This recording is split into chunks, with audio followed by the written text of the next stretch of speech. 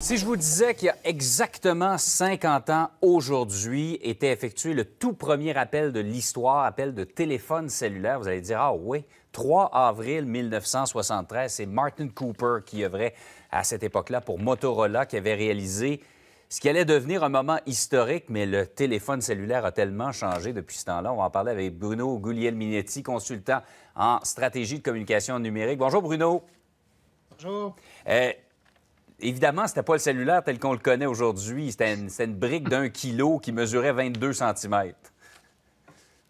Ah oui, c'était une pièce, c'était toute une pièce. D'ailleurs, les gens l'ont probablement déjà vu. D'ailleurs, on l'appelait la brique. Et on l'a vu dans plusieurs films, notamment Back to the Future, où il y a le personnage qui l'utilise.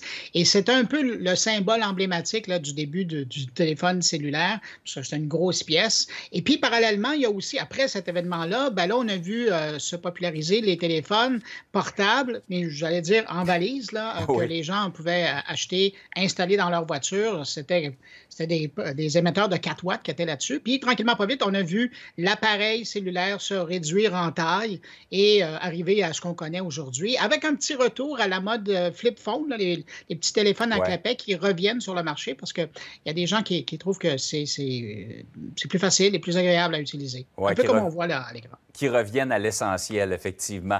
Mais donc, premier appel en 73, commercialisé en 1983, mais de 1983 jusqu'au milieu des années 90, ça restait un objet qui avait assez peu de diffusion, là, qui était très dispendieux, là. Bien, c'est justement, puis je pense que c'est important de le rappeler. À l'époque, le téléphone original là, coûtait quelque chose comme 4 000 $. C'était un peu cher. Et il n'y avait que les grands financiers, les grands hommes d'affaires, femmes d'affaires qui roulaient et qui avaient énormément d'argent et pour qui le temps était essentiel et avaient à se déplacer beaucoup, qui faisaient l'acquisition de ce type d'appareil-là. On peut penser aussi à des gens qui étaient sur des chantiers de construction pour qui la communication, le temps, c'était de l'argent.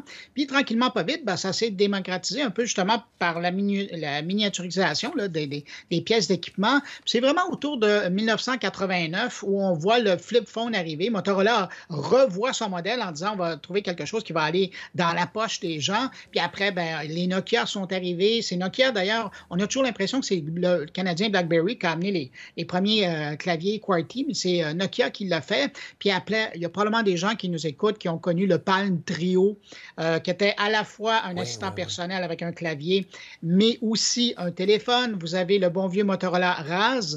Et c'est quand on fait l'histoire des 50 ans qu'on voit l'importance de Motorola. Pas seulement pour l'invention du modèle, mais pour le développement des différents modèles. Puis après, il y a eu la tornade de Apple qui est arrivée et qui a vraiment bouleversé le paysage avec son iPhone. Et ça a été le coup de cœur pour les téléphones intelligents. D'ailleurs, je regardais, pour préparer un peu ces 50 ans-là, au Québec, à partir de 2012, on voyait une décroissance de l'utilisation des bons vieux petits téléphones pour les téléphones intelligents. Et c'est là où ça a vraiment chaviré. Puis maintenant, aujourd'hui, c'est un pays d'utilisateurs de téléphones intelligents. Là. Absolument. Je ne sais pas si c'est fondé, mais on dit, Bruno, qu'il y a plus de technologie dans le iPhone qu'on tient au creux de la main qu'il y en avait dans tout ce qui a emmené l'homme sur la Lune au tournant des années 70. Ah, tout à fait. Écoutez, on a même à reculer là, il y a 5 ans, il y a 7 ans, et toute la puissance de calcul qui était nécessaire pour en faire décoller les fameuses fusées et les missions Apollo, là, vous aviez ça dans le creux de votre main. Aujourd'hui, on pourrait envoyer plusieurs fusées de l'époque là, en même temps à partir de la puissance qu'on a là. Et là, où va s'arrêter tout ça? D'ailleurs, je disais que Martin Cooper était un petit peu découragé, lui-même qui a lancé ça, à quel point les gens sont devenus esclaves de leur téléphone cellulaire. Hein? À quel point ils ne regardent même plus où ils marchent sur le trottoir.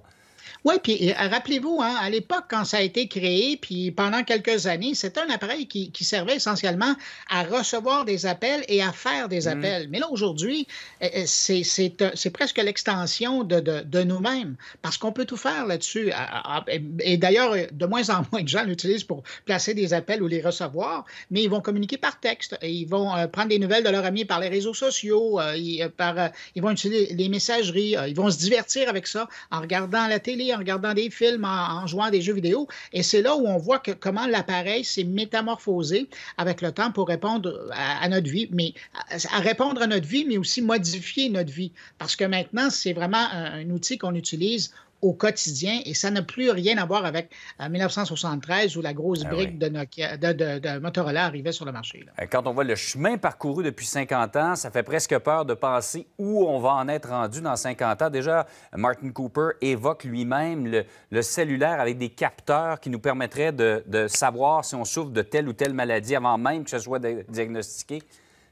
Bien, pensez déjà, aujourd'hui, pensez à tous ces objets connectés qui sont branchés, qui sont reliés à votre téléphone cellulaire, que ce soit une montre, que ce soit une bague.